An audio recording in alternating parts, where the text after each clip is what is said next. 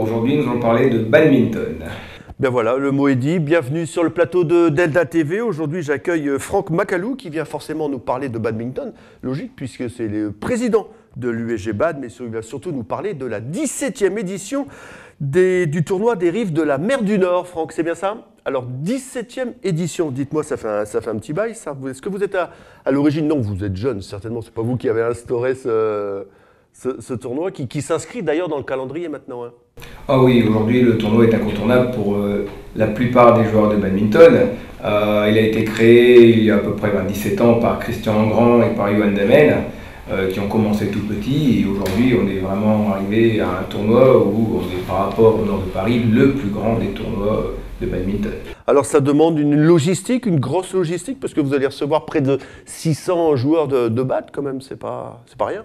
Oui, bon, en termes de logistique, en fait, on gère déjà tout le tournoi, toutes les inscriptions, on travaille dessus depuis à peu près 2-3 mois.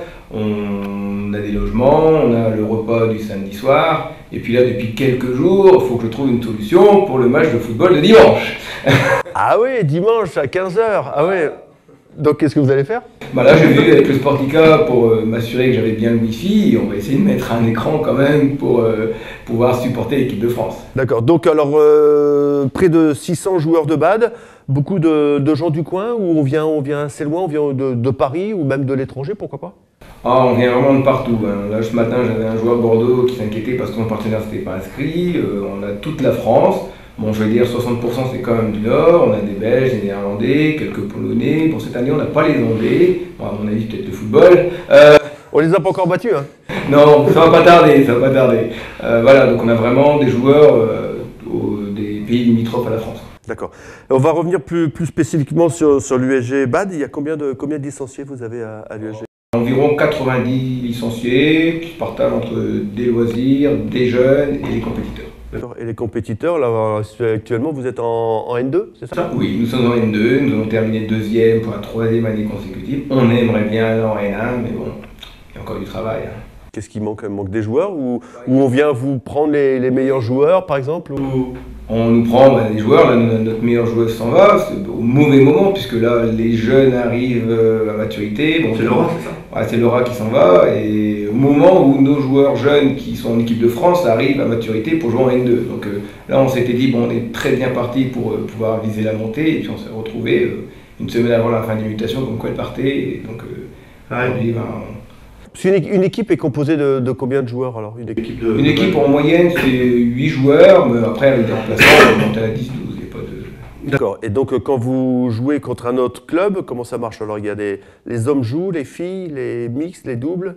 Oui, en fait c'est un interclub mixte, donc il y a 2 simples hommes, 2 simples dames, un double homme, un double dame et 2 mixtes. Sur le littoral, il y a d'autres gros clubs, je pense notamment à Grande-Synthe.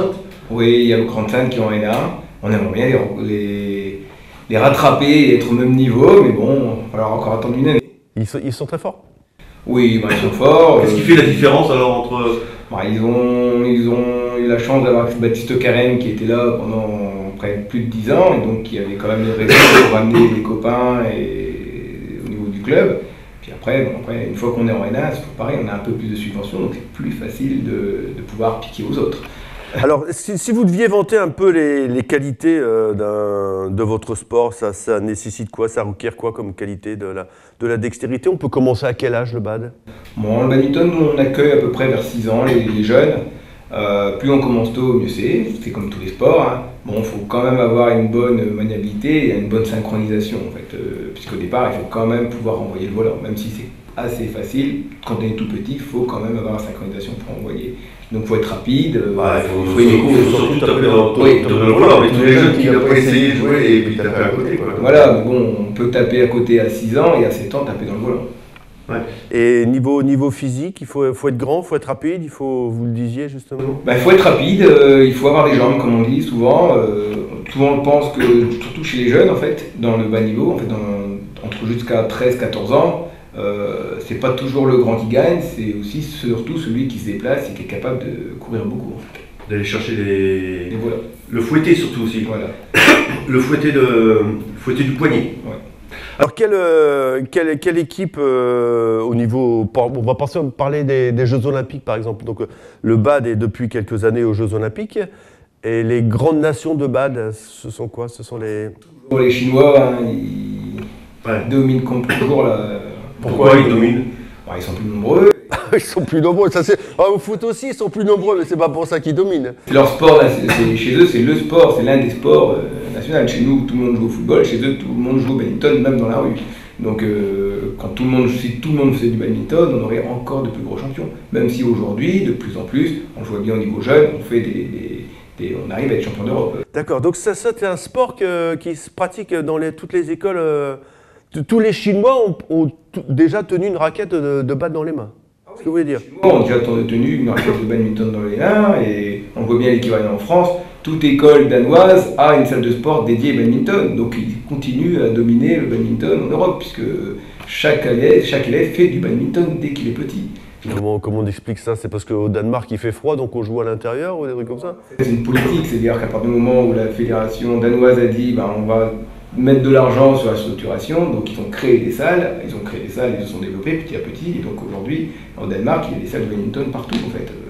Nous aujourd'hui, c'est très très dur d'avoir une salle spécifique badminton. Dans le Nord-Pas-de-Calais, il y en a deux. Il y a juste Air sur la Lys et la Bassée. C'est quoi une salle spécifique badminton? Quasiment que du badminton. C'est-à-dire qu'il y a les lignes par terre, mais il n'y a pas de basket, il n'y a pas de hand, tout mélangé. D'accord, que du bad. Et il y en a deux au nord de Paris, vous disiez, c'est ça? Il y en a deux dans le Nord-Pas-de-Calais. Bah écoutez, on va revenir, terminer avec cette 17e édition des rives de la mer du Nord, c'est ça? De la mer du Nord, pas des mers du Nord, forcément il n'y en a qu'une, je suis bête. Donc ça commence quand exactement? Donc ça commence samedi matin à 8h. Et en théorie, ça finit samedi soir pour la première journée à 20h, 21h, et dimanche à nouveau 8h ou 8h30, parce que là j'ai eu un petit changement, et on va essayer de finir au plus tôt pour le match de football. Ouais, alors regardez. Et puis ça marche comment alors? Comment on compte les points au BAD? Moi qui suis un peu novice là-dedans. Donc en fait au badminton, c'est qu'on marque à chaque fois qu'on joue un volant en fait. Donc on récupère le service, mais on marque tout le temps en fait. C'est ce qu'on appelle un mode rallye. Ouais, c'est ça, comme ça va plus vite. Au moins, on sait que... Ok, bah écoutez, premier lancer de BAD, c'est quand? Donc samedi à 8h. Samedi à 8h. Bah voilà. Bah écoutez, au niveau du club, vous cherchez encore des licenciés, des jeunes? Oui, au niveau du club, je veux dire, aujourd'hui on est 90, on pourrait être 150. Je veux dire, on a la Vous avez des structures pour accueillir autant de personnes? On a quand même la salle tous les jours de la semaine. Donc on sait très bien qu'en début d'année, il n'y a pas beaucoup de place. C'est la salle à Petit-Fort? Oui, on a la salle à Petit-Fort. Au début de l'année, on n'a pas beaucoup de place, on n'est jamais, même si on n'a que 5 terrains, quand on a la salle tous les jours, on pourrait être franchement, facilement 130, 140 joueurs, sans problème. Ouais. On est prêt à les accueillir. Bah voilà. Bah écoutez Franck, pardon, merci beaucoup. On vous souhaite bien évidemment plein de réussite pour cette 17e édition de votre tournoi. Et puis, bah, il n'y a pas de raison que ça ne fasse pas. Ça ne fasse pas, hein? Supporter les Gravelinois. Combien de Gravelinois qui sont? Il y en a 20 qui participent et à mon avis on va gagner au moins 5-6 tableaux. D'accord. Bah écoutez Franck. Merci beaucoup. Nous on se retrouve la semaine prochaine pour un nouvel invité. Je vois Sophie derrière. Encore une émission la semaine prochaine. Sophie elle sera en congé. Allez, salut Franck, merci et à la semaine prochaine. Au revoir.